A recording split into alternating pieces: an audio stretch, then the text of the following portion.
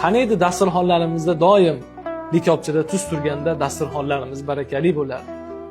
Qani edi doim taomdan oldin va keyin tuz iste'mol qilishlikni odat qilganimizda edi 70 xildan ortiq kasalliklarimiz bartaraf bo'lardi. Bu darajada kasalliklar ko'paymas edi. Chunki dasturxonda doim tuz turishligi barakotli bo'ladi va kasalliklarga shifo bo'ladi. Nimaga?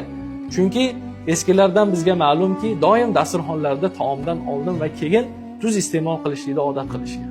Dasturxonga qachon o'tirishsa, qo'llarni tuzga tegizishgan va shu ilashib chiqqan tuzni iste'mol qilishgan. Taomdan keyin ham xuddi shunday.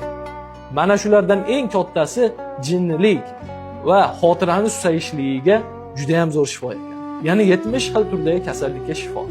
Shuni odat qilinglar, odat qilaylik va mana shuni ilingan odamlaringizga ulashib qo'ying. Bu juda ham zo'r narsa. Dasturxonimizda doim likopchada tuz tursin.